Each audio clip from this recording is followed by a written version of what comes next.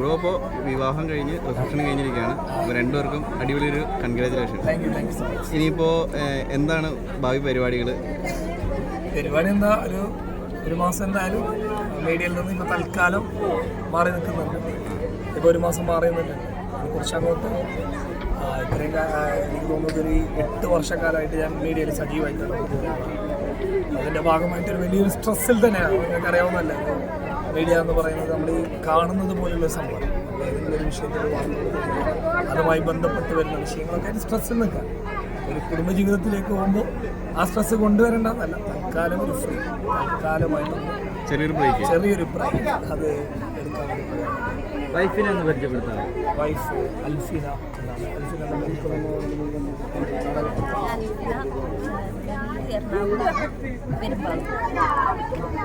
എന്ത് ചെയ്യുക? ഞാനിപ്പോൾ ഡിഗ്രി കഴിഞ്ഞു.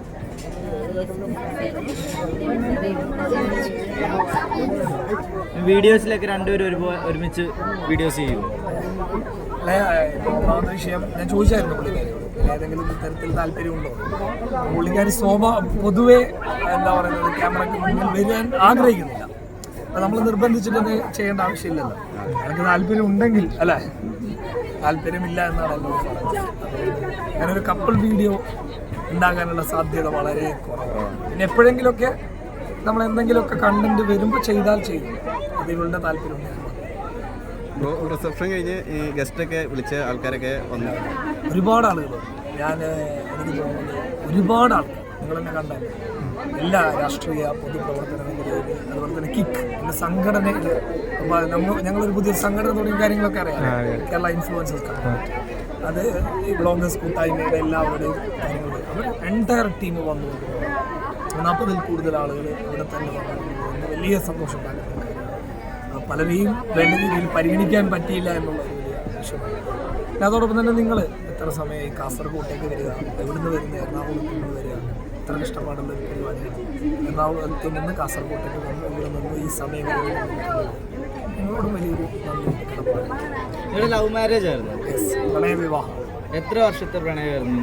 പ്രണയം അങ്ങനെ പറയുന്നത് ഈ പുള്ളിക്കാരിയും ഞാനും, പുള്ളിക്കാരി ഒരു സുപ്രഭാത നിമിഷത്തിൽ ഞാനുമായിട്ട് ചാറ്റ് ചെയ്യുകയും ഞാൻ പുള്ളിക്കാരായിട്ട് ചാറ്റ് ചെയ്യുകയും പരസ്പരം ഇഷ്ടപ്പെട്ടു. വീഡിയോ കണ്ട് മെസ്സേജ് അയച്ചാൽ? അതെ.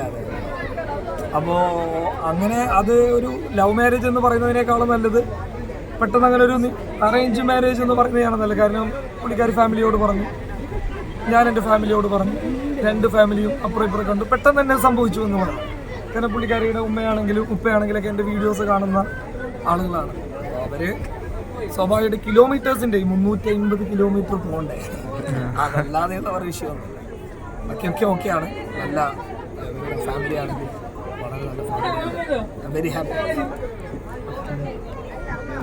എന്താ സാഹസികമായിട്ടുള്ളൊരു പ്രണയം അങ്ങനത്തെ ഒന്നുമില്ല. വളരെ സിമ്പിളായി ഇഷ്ടപ്പെട്ട് പറഞ്ഞു നടന്നു. ആരാദ്യം പറഞ്ഞത്? അങ്ങനെ പറയാതിരിക്കുന്നതാണ് നല്ലത്. 2 പേരും പറഞ്ഞു എന്ന് പറയുന്നത്. ഫുഡെല്ലാം തികഞ്ഞല്ല? ഫുഡ് എനിക്ക് തോന്നുന്നത് കുറച്ച് ഫുഡ് ഉണ്ടാവും. അതിൻ്റെതായിട്ടുള്ള രീതിയിൽ അത് ചെയ്യും. നമ്മളൊരു പ്ലാൻ ഉണ്ട്, ആ രീതിയിൽ വേസ്റ്റ് ആവില്ല. ഒരു ഭക്ഷണവും വേസ്റ്റ് ആവില്ല. ഇപ്പോൾ പൊതുവേ കുറേ ആളുകൾ പറയുന്നത് ആഡംബര വിവാഹം കഴിച്ചു, ആഡംബര വിവാഹം നടത്തി എന്നൊക്കെ പറയുന്നുണ്ട്. പക്ഷേ ഈ ആഡംബര വിവാഹം എന്ന് പറയുന്നത് എല്ലാവർക്കും ഭക്ഷണം കൊടുക്കുന്ന ആഡംബര വിവാഹമല്ല. നമ്മൾ ആരുടെയെങ്കിലും കയ്യിൽ നിന്ന് കട്ടെടുത്ത് ഒരു പൈസ കൊണ്ട് നടത്തുമെങ്കിൽ ആഡംബര വിവാഹം. നമ്മളെല്ലാവർക്കും ഭക്ഷണം കൊടുക്കുക, നല്ല രീതിയിൽ അവരെ സൽക്കരിക്കുക, അതൊരിക്കലും ആഡംബരമാണ്. അത് അതിഥി സൽക്കാരമാണ്. അത് ഏറ്റവും മനോഹരമായിട്ട് ചെയ്യുന്ന ആളുകൾ, അത് എനിക്ക് ഭയങ്കര താല്പര്യമുള്ള ഒരു കാര്യമാണ്. എല്ലാവരും വിളിക്കുക, എൻ്റെ ഫ്രണ്ട്സിനൊക്കെ ഞാൻ വിളിക്കും, അവരോട് ഭക്ഷണം കൊടുക്കും. ഇതൊക്കെ എനിക്ക് താല്പര്യമുള്ള കാര്യമാണ്. നിങ്ങൾക്കൊക്കെ ഭക്ഷണം എങ്ങനെ ഉണ്ടായിരുന്നു? എല്ലാ ഭക്ഷണവും കൊള്ളായിരുന്നു. ഒന്നും ടേസ്റ്റ് ഒന്നും കുറഞ്ഞിട്ടൊന്നുമില്ല. ഹാപ്പി അല്ലേ? Thank you so much. Thank you so much.